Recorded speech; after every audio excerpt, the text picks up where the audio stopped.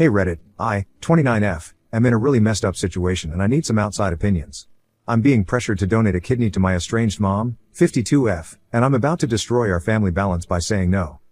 Last month, we found out my mom's kidneys are failing. The doctors say she needs a transplant ASAP, or she'll have to go on dialysis, which isn't great long term.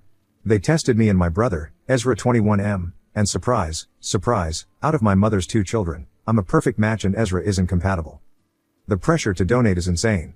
Ezra is begging me to do it, saying it's a chance to forgive mom and heal our family. He doesn't get that I don't want to heal anything. I wasn't the one who left. I wasn't the one who chose substances over family. Him asking me to save the mom he barely knew at the expense of the sister who raised him feels like a slap in the face.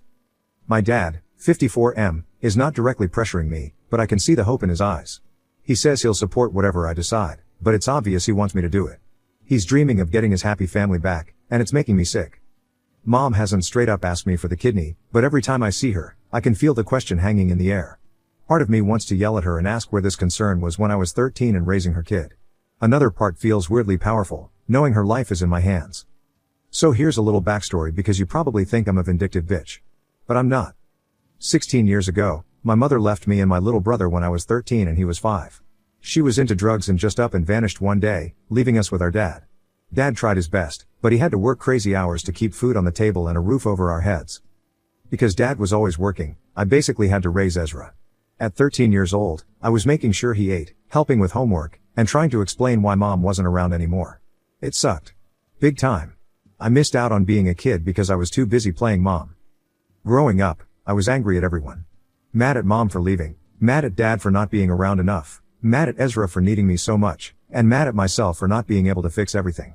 I watched other kids have normal childhoods while I was figuring out how to stretch a box of mac and cheese into 2 meals. Ezra had it easier. I made sure of that. I wanted him to have as normal a life as possible, even if it meant I couldn't. I lied to him about why we couldn't afford stuff, pretended everything was fine when dad and I were freaking out about bills, and hid my own tears so I could wipe his.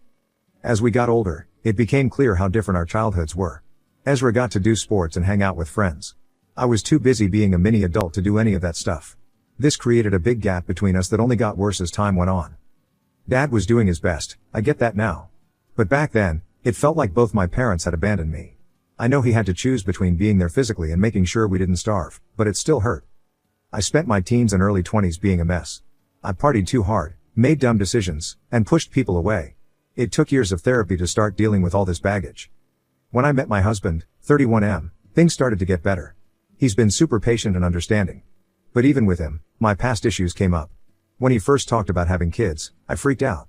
The idea of being responsible for a kid brought back all these old fears. It took 2 years of therapy for us to get to a place where I felt okay about trying for a baby. We've been trying for 6 months now. Now, this was when my mother returned.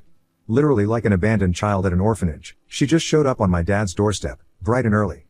My father wasted no time before letting her in and calling Ezra and I in for a family meeting. My mother looked like a stranger. She said she was clean and wanted to make things right.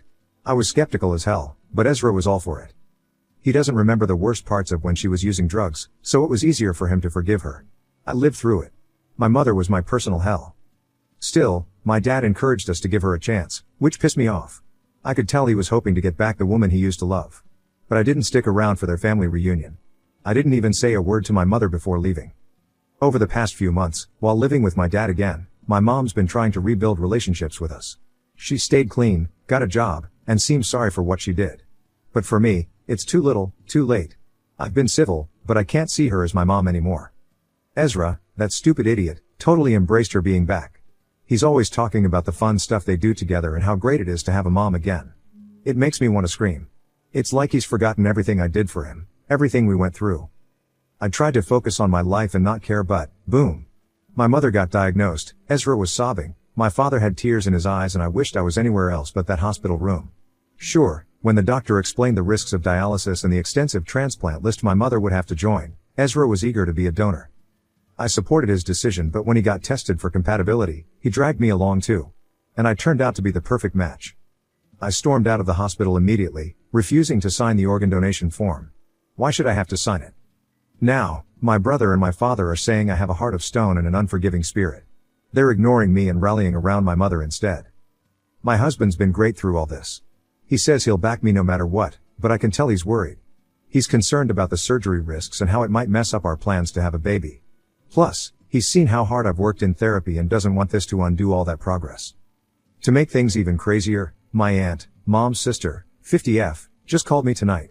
She hasn't forgiven my mother for abandoning everybody either, and what she told me was a revenge of some sort. Turns out, when Mom left us, it wasn't just because of the drugs. She'd been cheating on Dad with a married guy and got pregnant. She left to have the baby and a new life, using the drug addiction as an excuse to bail on us once and for all. I honestly don't know how that turned out or why she returned, but finding this out has ripped open all the old wounds. Not only did Mom abandon us, but she left when she had a choice to stay. I have a half-sibling out there somewhere that I might never meet. I haven't told anyone else in the family about this yet. I'm still trying to wrap my head around it. Knowing this secret, plus all the pressure about the kidney, is driving me nuts. I'm up all night, thinking about my crappy childhood, wondering if I missed some signs. I'm questioning every sacrifice I made, every bit of my youth I gave up, comparing it to what I now know about why Mom really left. Ezra has no clue about any of this new info. He keeps pushing me to donate the kidney, talking about family duty and how this could heal everything. But all I can think about is how he got to have a childhood while I was busy being a parent to him. Dad doesn't know either. I can tell he's getting all soft about Mom again, and it makes me want to shake him and remind him of all the crap we went through because of her. I'm so torn. The thought of having major surgery and giving up an organ for someone who chose to ditch me is almost too much. I think about the risks, how it might mess up my chances of having a baby. I've already given up so much for this family, my childhood, my chance to be a normal kid, my sense of security. Giving up a piece of my body feels like way too much. I'm now the villain. So, Reddit, what's the verdict? Ida for refusing to give my kidney to my estranged mom? Am I being too hung up on the past? I feel like I'm the only one who remembers how bad things really were, the only one who paid the real price for Mom's choices. I'm drowning in this decision. Every choice feels wrong somehow. How do I handle this impossible situation without completely losing my mind? Help me out here, Reddit. Update 1. Hey Reddit, I thought no one would engage on this post and I'd planned to take it down after 24 hours. But the amount of upvotes and comments that this is getting is insane. First, I just want to thank everyone for their comments and input on my situation. I've been reading through everything, and it's given me a lot to think about. I appreciate those who took the time to understand my perspective, but I've got to be honest, some of the comments telling me to forgive and forget have really gotten under my skin. To the person who quoted Ephesians 4:32, be kind and compassionate to one another, forgiving each other, just as in Christ God forgave you, I get it, forgiveness is a nice idea. But you know what? Sometimes forgiveness isn't as simple as a Bible verse. My mother's actions didn't just hurt me for a day or a week. They shaped my entire life. I lost my childhood, my sense of security, and my trust in the people who were supposed to protect me. That's not something you can just erase with a few kind words and a hug. And to all those saying, but she's your mother, biology doesn't automatically earn you respect or love. My mom gave birth to me, sure, but I'm the one who had to grow up too fast, who had to be a mother to my little brother when she couldn't be bothered. Where was all this family is everything talk when she was out getting high and leaving her kids to fend for themselves? Look, I'm not trying to be bitter or vindictive. I'm trying to protect myself and the life I've built despite everything she put me through. Some of you have suggested therapy for the whole family. We tried that when she first came back. It didn't magically fix everything. My mom cried, said all the right things, but it didn't undo years of abandonment and struggle. A lot of you have pointed out the risks of kidney donation, and I appreciate that. It's not just about the surgery itself, but the long-term effects. What if I have complications that affect my ability to have children? What if I need that kidney later in life? Am I supposed to sacrifice my health and potentially my future for someone who didn't think twice about sacrificing me? I've talked to my husband about all of this. He reminded me that it's okay to prioritize my own well-being, that I don't owe anyone a part of my body, not even my mother. We're still trying for a baby, and the idea of jeopardizing that for someone who's been more of a stranger than a mother. It's just too much. The pressure for my family hasn't let up. Ezra's been blowing up my phone with texts ranging from guilt-tripping to outright anger. He even had the nerve to say that if I let Mom die, I'm no better than she was when she abandoned us. That one hurt, I won't lie. Dad's been more subtle, but I can hear the disappointment in his voice every time we talk. It's like they've all forgotten what we went through, what I went through. And then there's my mom. She finally worked up the courage to call me directly. I let it go to voicemail. Her message it was hard to listen to. She was crying, telling me she knows she doesn't deserve my help, but that she's scared of dying. Part of me wanted to comfort her, but a bigger part remembered all the times I was scared and alone because of her choices. I still haven't told anyone about what my aunt revealed, about Mom's affair and the baby she gave up. Every time I think about bringing it up, I imagine the look on Dad's face, the way it would crush Ezra's newfound relationship with Mom. But keeping this secret is eating me up inside. It feels like I'm protecting her all over again, carrying the weight of her mistakes. I know this update probably makes me sound cold and unforgiving. Maybe I am. But I'm also tired. Tired of being the one who has to be strong, who has to sacrifice. For once, I want to put myself first without feeling guilty about it. So, that's where I'm at. Still torn, still hurting, still not sure what the right thing to do is. But I'm trying to stand my ground, to prioritize my own health and happiness. Even if it means being the villain in everyone else's story. Thanks again for listening, Reddit. I don't know what I'm going to do yet, but knowing there are people out there who understand, even a little bit, helps more than you know. Update 2. Hey Reddit. I know it's just been 2 days, but I'm back with another update, and things have gotten even more messed. So, remember how I mentioned Ezra had been blowing up my phone? Well, he decided texting wasn't enough. Yesterday, he showed up at my apartment unannounced. I was at work, but my husband was home, working on some projects for his job. According to my husband, Ezra burst into our home.